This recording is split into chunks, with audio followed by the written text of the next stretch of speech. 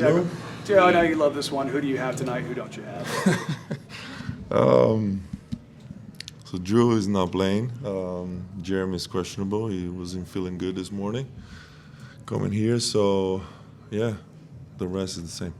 So Jeremy's game time. Yeah. If he can't start, who are you going to start? Don't know yet. Is Drew still considered kind of a day-to-day thing? Yeah, yeah. Tiago, there's been some suggestions from Steve Kerr and other people that pace, space, pressure is contributing some of these shorter-term soft tissue injuries. Is that anything that you guys are keeping an eye on, just considering how much you guys are pressuring and how fast you're playing?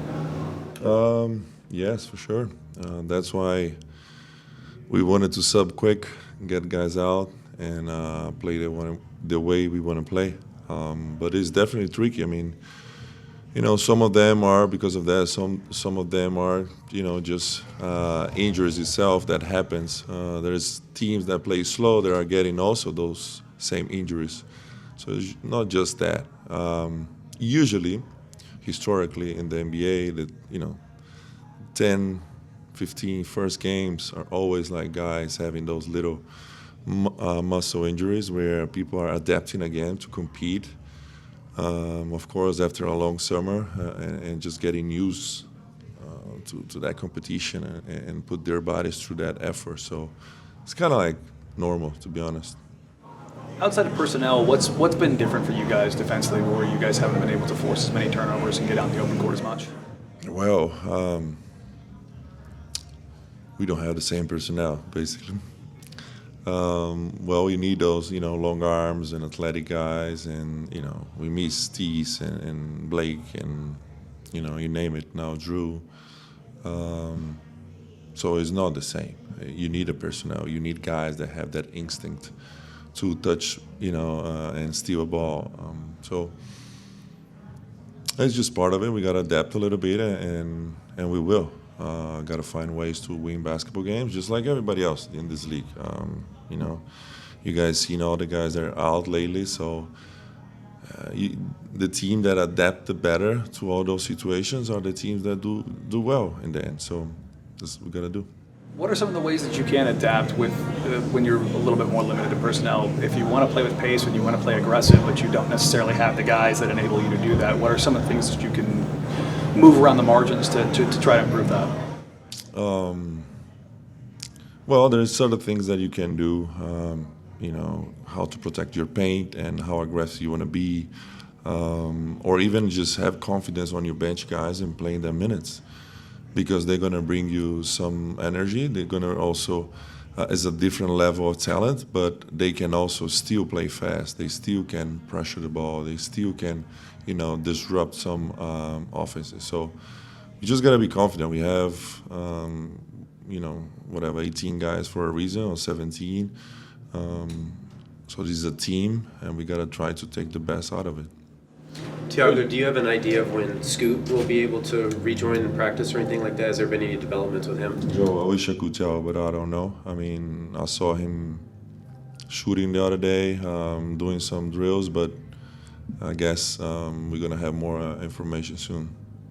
Coach, you've been at this for a few weeks now in this role. Are you kind of finding a rhythm, timing of everything, and anybody from your playing days or externally that you kind of tried to lean on for some insight and input? Yeah, I mean, I have a lot of people that I talk and help me.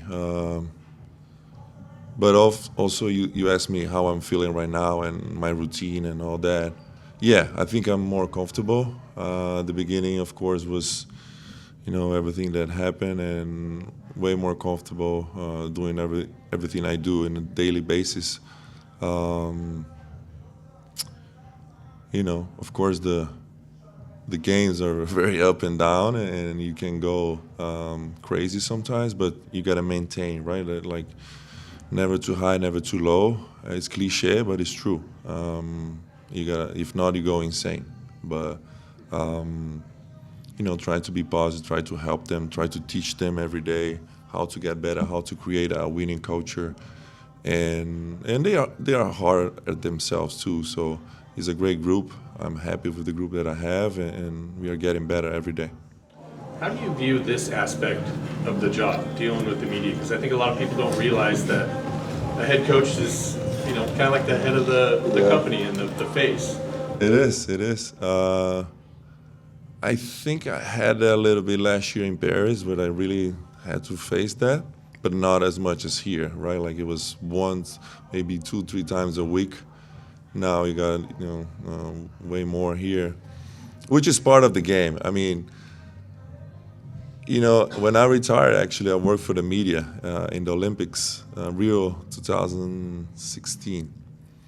And I understand you guys' part, like your side, and how you guys want this, you guys want to just give information to people. You guys want everybody to have an access and talk to the coach and talk to the players.